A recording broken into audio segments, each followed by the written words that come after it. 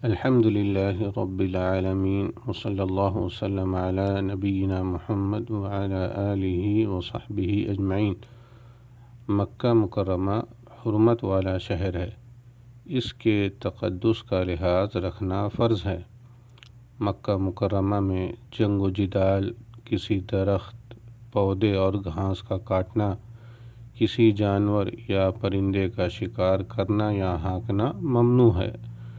مکہ مکرمہ میں گری ہوئی چیز کو اٹھانا بھی جائز نہیں ہے، سوائے اس کے کہ اٹھانے والا اس کا اعلان کرے۔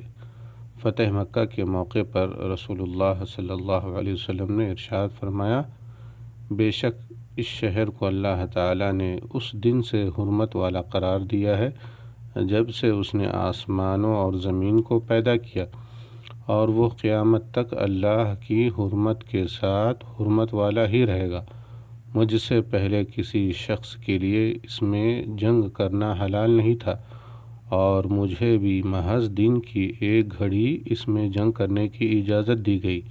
اس کے بعد وہ قیامت تک اللہ کی حرمت کے ساتھ حرمت والا ہی رہے گا، لہذا اس کا کانٹا تک نہ کاٹا جائے، اس کا شکار نہ بھگایا جائے۔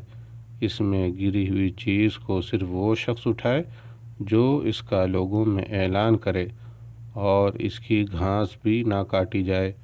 عباس رضی اللہ عنہ نے کہا، اے اللہ کے رسول صلی اللہ علیہ وسلم، صرف اذخر گھاس کی اجازت دے دیجیے، کیونکہ اس سے سونار اور لوہار فائدہ اٹھاتے ہیں، اور مکہ والے اسے اپنے گھروں کی چھتوں میں استعمال کرتے ہیں۔ تو آپ صلی اللہ علیہ وسلم نے فرمایا، ٹھیک ہے، اذخر کو کاٹنے کی اجازت ہے۔ رواہ البخاری و مسلم، واللہ تعالی اعلم۔ السلام علیکم ورحمۃ اللہ وبرکاتہ۔